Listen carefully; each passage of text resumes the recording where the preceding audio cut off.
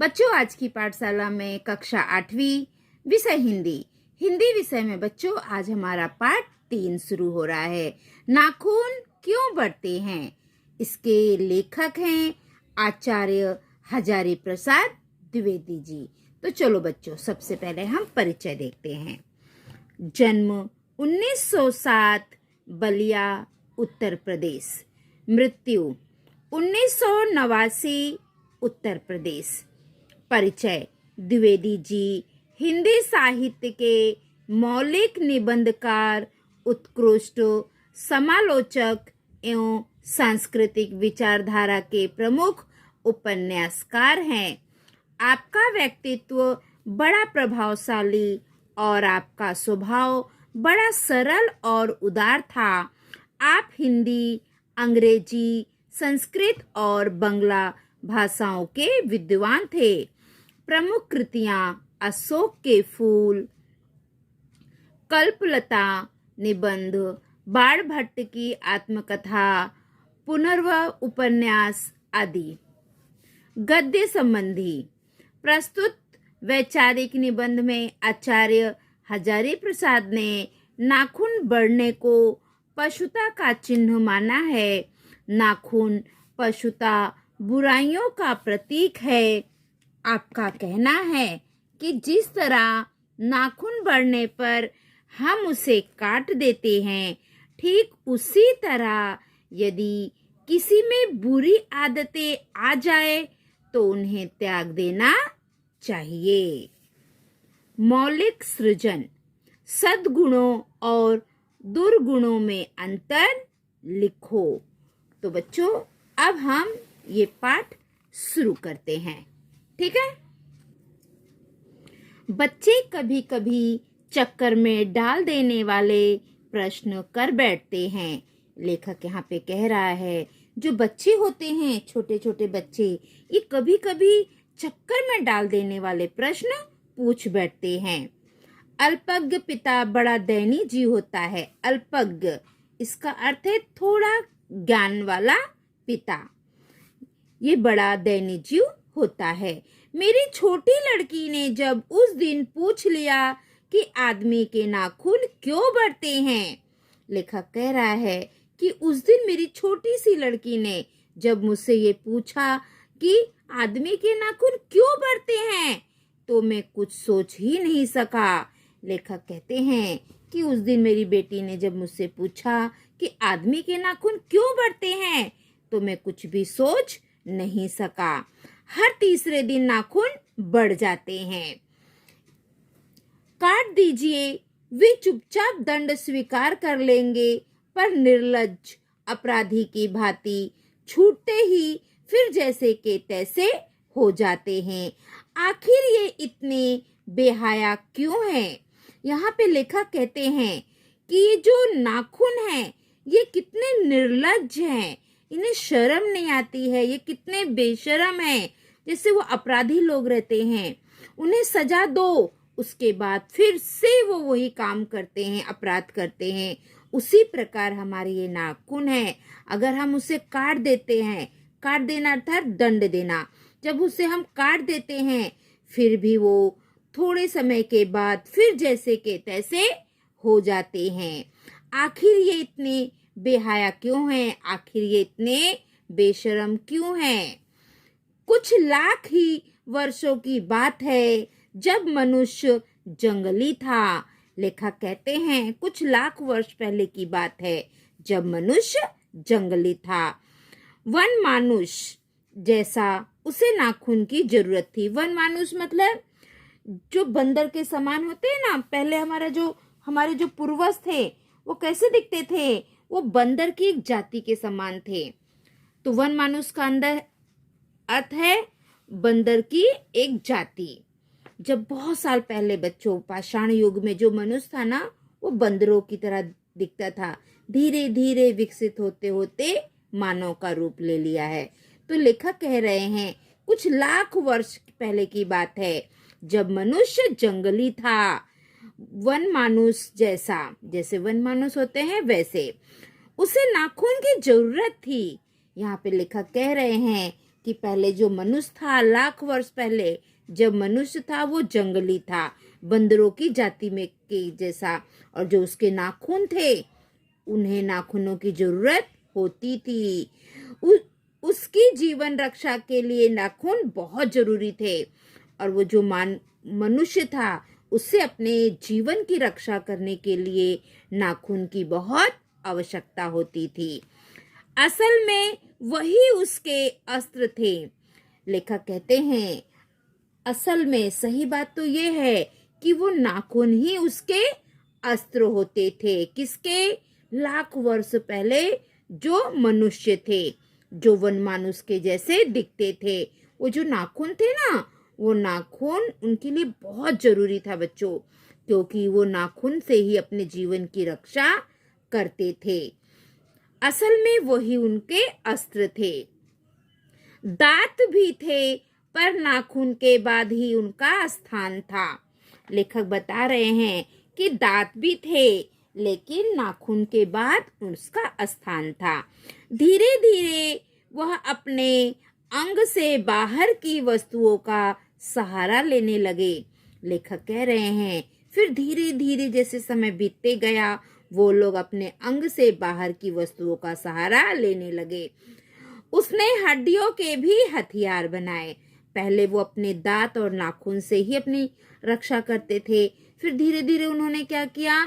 हड्डियों से हथियार बनाने लगे। मनुष्य धीरे धीरे और आगे बढ़ा। उसने धातु के हथियार बनाए और धीरे धीरे मनुष्य की और प्रगति होती गई, और उसने अब धातु के हथियार बनाना शुरू कर दिया। पहले बच्चों नाखून और दांत के सहारे ही वो लोग अपनी रक्षा करते थे, और धीरे धीरे क्या हुआ? फिर उन्होंने हड्डियों के हथियार बनाने शुरू कर दिए। फिर धीरे धीरे और तरक्की हो गई तो उन्होंने धातुओं के हथियार बनाना शुरू कर दिया। इतिहास आगे बढ़ा। कभी कभी मैं हैरान होकर सोचता हूँ कि मनुष्य आज अपने बच्चों को नाखून ना काटने पर डांटता है। वे रोज बढ़ते हैं। मुझे ऐसा लगता है कि मनुष्य अब नाखून को नहीं चाहता। ये उसकी भयंकर पाशवी वृत्ति के जीवंत प्रतीक है। पाशवी मतलब पशु के समान, वृत्ति मतलब व्यवहार। पहले मनुष्य नाखून रखता था, लेकिन अब मनुष्य को नाखून बड़ा करना नहीं अच्छा लगता है। अगर बच्चों के नाखून बड़े हो जाते हैं तो उन्हें काटने के लिए बोलता है, अगर नहीं काटेंगे तो डांटते हैं। और ये जो नाखून है ये रोज रोज बढ़ते हैं। लेखक कहते हैं कि मुझे ऐसे लगता है कि मनुष्य अब नाखून को नहीं चाहता है। मनुष्य को अब नाखून नहीं अच्छा लगता है। ये उसकी भयंकर पाशवी वृत्ति के जीवंत प्रतीक है। ये जो बड़े बड़े नाखून है ना, ये किसके प्रतीक है? पाशवी वृत्ति के, मतलब पशु के व्यवहार के समान। जिसके नाखून बड़े बड़े होते हैं ना, उसको पशु के समान समझा जाता है। मनुष्य की पशुता को जितनी बार भी काट दो वह मरना नहीं जानती। और ये जो मनुष्य की जो पशुता है उसको कितने बार भी काटो लेकिन वो मरना नहीं जानती। जैसे हमारे नाखून है बच्चों, यहाँ पे लेखक ने नाखून को कहा है। नाखून को हम काटते हैं, 4-5 दिन के बाद फिर नाखून बड़े हो जाते हैं, होते हैं ना? आप लोग जरा करिए, देखिए हम नाखून आज काटेंगे, 4-5 दिन के बाद फिर नाखून बढ़ जाते हैं। आगे देखो बच्चों, लेखक और क्या कह रहे हैं।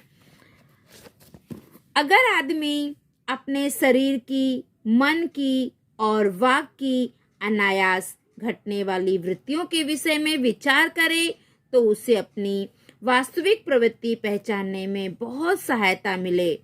मनुष्य की नख बढ़ा लेने की जो सहजात वृत्ति है वह उसके पशुत्व का प्रमाण है।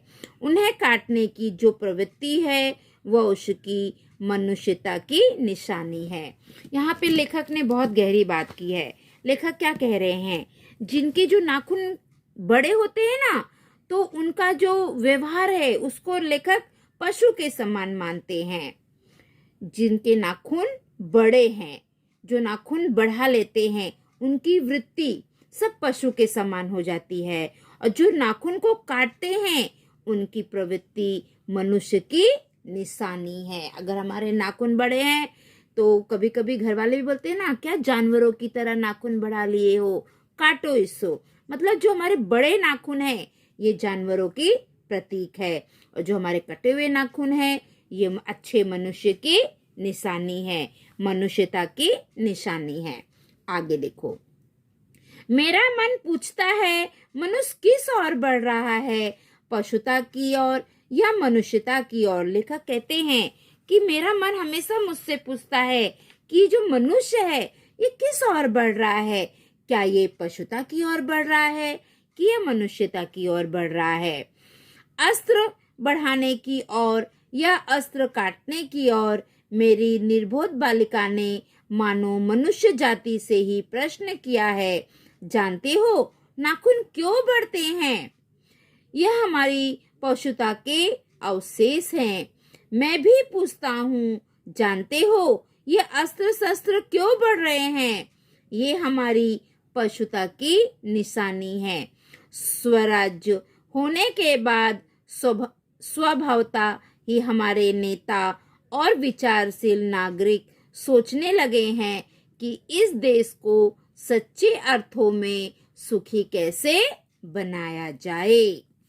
आगे देखते हैं बच्चों, हमारी परंपरा महिमामयी और संस्कार उज्जवल हैं, क्योंकि आपने अपने आप पर अपने आप द्वारा लगाया हुआ बंधन हमारी संस्कृति की बहुत बड़ी विशेषता है। मनुष्य पशु से किस बात में भिन्न है? उसमें संयम है, दूसरे के सुख दुख के प्रति संवेदना है, श्रद्धा है, तप है, त्याग है। इसलिए मनुष्य झगड़े टंटे को अपना आदर्श नहीं मानता। गुस्से में आकर चढ़ दौड़ने वाला अविवेकी को बुरा समझता है। वचन, मन एवं शरीर से किए गए असत्याचरण को गलत मानता है। बच्चों, यहाँ पे लेखक कहते हैं कि जो मनुष्य है वह पशु से किस बात में भिन्न है। जो पशु है, जो मनुष्य है, वो पशु से कौन सी ऐसी बात है जिससे वो भिन्न है? मनुष्य, उसमें संयम है, दूसरे के सुख दुख के प्रति संवेदना है, श्रद्धा है, तप है, त्याग है। इसलिए मनुष्य झगड़े टंटे को अपना आदर्श नहीं मानता है। गुस्से में आकर चढ़ दौड़ने वाले अविवेकी को बुरा ही समझता है। वचन, मन एवं शरीर से किए गए असत्याचरण को वो गलत ही मानता है। ऐसा कोई दिन आ सकता है जब मनुष्य के नाखूनों को बढ़ाना बंद हो जाए। लेखक कहते हैं कि ऐसा कोई दिन आ सकता है जब मनुष्य के जो नाखून हैं वो बढ़ना बंद हो जाए। कवि कह रहे हैं कि ऐसा कभी कोई दिन आएगा जब मनुष्य का जो नाखून है वो बढ़ना बंद हो जाएगा। प्राणी शास्त्रियों का ऐसा अनुमान है कि मनुष्य का अनावश्यक अंग उसी प्रकार झड़ जाएगा जिस प्रकार उसकी पूंछ झड़ गई है। उस दिन मनुष्य की पशुता भी लुप्त हो जाएगी। लेखक कहते हैं कि अवश्य मनुष्य का अनावश्यक अंग उसी प्रकार झड़ जाएगा जिस प्रकार उसकी पूंछ झड़ गई है। लेखक कहते हैं कि मनुष्य का जो अनावश्यक अंग है वो उसी प्रकार से झड़ जाएगा जैसे उसकी पूंछ झड़ गई है। उस दिन मनुष्यता की पशुता भी लुप्त हो जाएगी और उस दिन मनुष्य की जो पशुता है, मनुष्य में जो पशु जैसा व्यवहार है वो लुप्त हो जाएगा, समाप्त हो जाएगा। शायद उस दिन वह मरणों शास्त्रों का प्रयोग भी बंद कर देगा। नाखून का बढ़ना मनुष्य के भीतर की पशुता की निशानी है। लेखक यहाँ पे कहना चाह रहे हैं, अगर मनुष्य का जो नाखून है वो बढ़ता है तो इसका अर्थ है कि मनुष्य के भीतर पशुता की अभी भी निशानी है। बढ़े हुए नाखून को लेखक ने पशुता से संबंध जोड़ा है कि जो बड़ा बड़ा नाखून है मानो उनके भीतर पशुता है और उसे नहीं बढ़ने देना मनुष्य की अपनी इच्छा है, अपना आदर्श है। और लेखक कहते हैं कि उस पशुता को बढ़ने दिया जाए या ना बढ़ने दिया जाए, ये मनुष्य की अपनी इच्छा है और ये उसका अपना आदर्श है। मनुष्यों में जो घृणा है, जो अनायास बिना सिखाया जाती है, वह पशुता का द्योतक है। अपने को संयत रखना, दूसरे के मनोभाव का आदर करना मनुष्य का स्वधर्म है। लेखक कहते हैं मनुष्य में जो घृणा है, जो अनायास बिना सिखाया जाती है, वह पशुता का ही निशानी है, पशुता का ही द्योतक है, दिया हुआ है। अपने को संयम में रखना, दूसरों के मनोभाव का आदर करना मनुष्य का स्वधर्म है। बच्चे यह जाने तो अच्छा हो कि अभ्यास और तप से प्राप्त वस्तुएं मनुष्य की महिमा को सूचित करती हैं। मनुष्य की चरितार्थ प्रेम में है, मैत्री में है। लेखक कहते हैं मनुष्य की जो चरितार्थ है वो प्रेम में है, मैत्री में है, दोस्ती में है, त्याग में है, अपने को सबके मंगल के लिए निःशेष भाव से दे देने में है। नाखूनों को बढ़ाना मनुष्य की उस अंध सहजता वृत्ति का परिणाम है जो उसके जीवन में सफलता ले आना चाहती है। उसको काट देना उसे स्वनिर्धारित आत्मबंधन का फल है जो उसे चरितार्थ की ओर ले जाती है। नाखून बढ़ते हैं तो बढ़े, मनुष्य उन्हें बढ़ने नहीं देखा। अंत में लेखक कहते हैं कि अगर हमारे नाखून बढ़ते हैं तो बढ़े, लेकिन जो मनुष्य है वो उन्हें बढ़ने नहीं देगा। बच्चों, यहाँ पर लेखक ने बड़े हुए नाखून का तुलना जानवरों की वृत्ति से किया है, बुराई से किया है।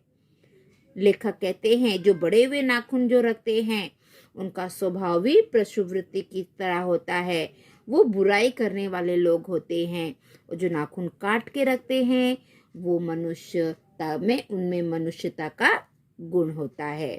तो बच्चों, आप मुझे बताओ, हमें अपने नाखून बढ़ा के रखने चाहिए कि काट के रखने चाहिए? मुझे तो लगता है कि हमें अपने नाखून काट के रखना चाहिए, क्योंकि हम जानवर नहीं हैं। हम बुराई हम क्यों करें? हमें बुरा नहीं करना है किसी का, सभी के साथ अच्छे से रहना है। इसलिए हमें अपने नाखूनों को समय समय पर काटते रहना चाहिए। लेखक ने इस पाठ के द्वारा हमें यही समझाया है कि मनुष्य के नाखून क्यों बढ़ते रहते हैं। लेखक के पास इस प्रश्न का उत्तर नहीं था। वे सोचने के लिए विवश हो गए, अतः उन्होंने निष्कर्ष निकाला है। लेखक ने ये निष्कर्ष निकाला है कि आदि मानव, जो पाषाण युग में जो मानव थे, आदि मानव, वो अपनी रक्षा के लिए नाखूनों की आवश्यकता थी। जो पहले के मानव थे उनको नाखून की बहुत जरूरत थी, क्योंकि नाखूनों के द्वारा वो अपनी रक्षा करते थे और वो जंगल में रहते थे, इसलिए उनको नाखून बड़ा रखना चाहिए था। लेकिन अब अगर कोई नाखून बड़ा रखता है तो वो पशुता और बुराई का प्रतीक है। आज सभ्यता के मैंने बहुत विकास कर लिया है, इसलिए हम नाखून को काटते रहते हैं। जिस प्रकार हम नाखून को काटते हैं उसी प्रकार हम सभी मनुष्य को अपने अंदर छिपी हुई सारी बुरी आदतों, बुरी भाव को भी नष्ट कर देना चाहिए, काट देना चाहिए। लेखक हमसे ये कह रहे हैं, जिस प्रकार हम अपने बड़े हुए नाखून काट देते हैं उसी प्रकार हम अपने अंदर छुपे हुए बुरी आदतों, बुरी संगत, बुरे भाव को नष्ट कर दे, काट दे। ठीक है बच्चों, तो चलो हम अपना स्वाध्याय शुरू करते हैं। शब्द वाटिका। वन मानुष, बंदर की एक प्रजाति, पाशवी, पशुवत, निर्बोध, अज्ञान, आचरण, बर्ताव, व्यवहार, लुप्त, गायब, घृणा, नफरत, द्योतक, प्रतीक, चरितार्थ, सत्कर्ता। सूचना अनुसार कृतियां करो, प्रवाह तालिका पूर्ण करो। मनुष्य में पशु तत्व से भिन्नता दर्शाने वाली बातें। कौन कौन सी बातें हैं वो हमें लिखना है। तो 4 बातें हैं। देखो, पहला, मनुष्य में संयम है। दूसरा, दूसरे के सुख दुख के प्रति संवेदना है। तीसरा, श्रद्धा है। चौथा, तप त्याग है। ठीक है, ये आपको लिखने का है। प्रश्न दूसरा, प्रतीक लिखो। हमें प्रतीक लिखना है। नाखूनों को बढ़ाना, वो किसके प्रतीक है वो लिखना है। और नाखूनों को काटना, ये किसका प्रतीक है, ये दोनों हमें लिखना है। ठीक है, तो पहले हम देखेंगे नाखूनों को बढ़ाना, ये किसका प्रतीक है। तो नाखूनों को बढ़ाना ये जंगलीपन का प्रतीक है। दूसरा, पाशवी प्रवृत्ति का प्रतीक। तीसरा, पशुता के अवशेष। चौथा, घृणा का प्रतीक। अब नाखूनों को काटना ये किसका प्रतीक है वो देखो। मनुष्यता का प्रतीक, संयम का प्रतीक, त्याग का प्रतीक, तप का प्रतीक। तो ये उत्तर आप लोग लिख लीजिए। अब हमारा प्रश्न तीसरा है, उत्तर लिखो। मनुष्य की चरितार्थता इन 2 बातों में है। कौन सी 2 बातों में है। पहला मैत्री और दूसरा त्याग, इन 2 बातों में है। दूसरा प्रश्न, मनुष्य का स्वधर्म यह है। क्या है स्वधर्म, चलो देखते हैं। पहला, अपने को संयत रखना। दूसरा, दूसरों के मनोभावों का आदर करना। ठीक है, आगे तीसरा, मनुष्य को नाखूनों की जरूरत तब होती है। कब होती है, चलो देखो। पहला, जब मनुष्य जंगली था तब उसे नाखूनों की जरूरत होती थी। जीवन रक्षा के लिए उसके अस्त्र होते थे।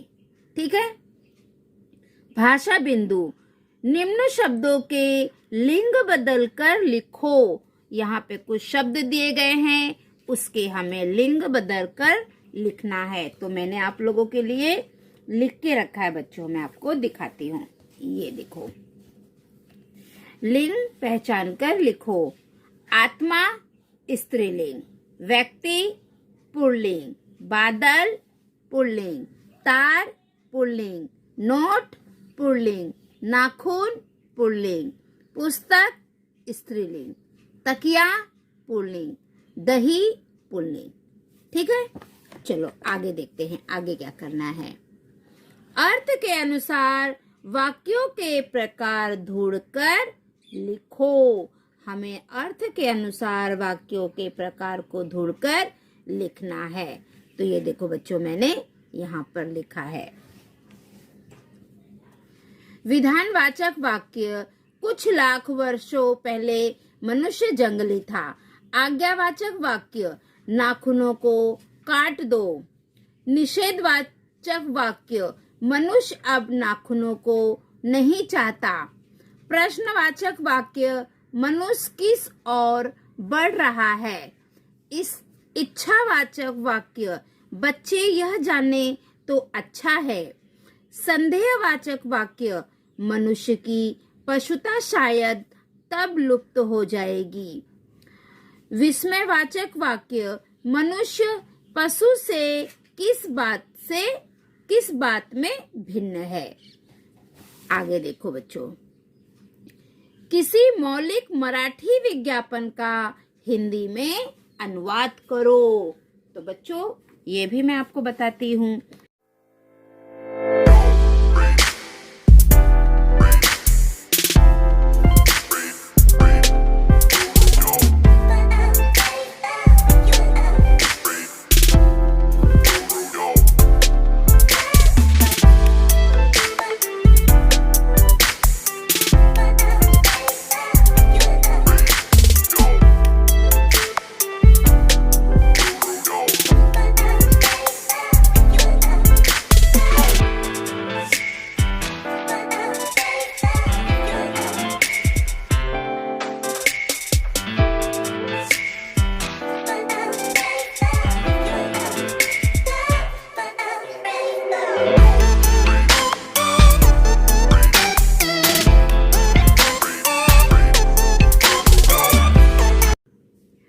मैंने समझा। आपने क्या समझा इस पाठ से, वो हमें लिखना है। देखो मैंने लिखा है यहाँ पे बच्चों, जिस प्रकार हमारे बड़े हुए नाखून पशुता और बुराई के प्रतीक हैं और हम उन्हें काटकर दूर करते हैं, उसी प्रकार हमें अपने भीतर बुरी आदतों और बुरे भाव का भी त्याग करना चाहिए। ठीक है बच्चों, अब देखो हमारा अगला प्रश्न क्या है, स्वयं अध्ययन। शरीर के विभिन्न अंगों से संबंधित मुहावरों की अर्थ सहित सूची बनाओ।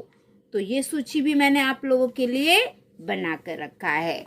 ये देखिए बच्चों, पहला, आंखों का तारा, बहुत प्यारा। पेट दिखाना, भाग जाना। नाक काटना, बेइज्जती होना। हाथ मलते रह जाना, पछताना। पेट में चूहे दौड़ना, बहुत भूख लगना। बाएं हाथ का खेल, बहुत आसान काम। घुटने टेकना, हार मान लेना। अंगूठा दिखाना, साफ मना कर देना। कान भरना, शिकायत करना। अपने पैर पर कुल्हाड़ी मारना, खुद को जानबूझकर किसी मुसीबत में डालना। तो बच्चों ये भी हो गया हमारा। बस बच्चों, हमारी जो आज की पाठशाला है वो यहीं पे समाप्त होती है। अगर आपको मेरा वीडियो अच्छा लगा हो तो मेरे चैनल को लाइक करिए, सब्सक्राइब करिए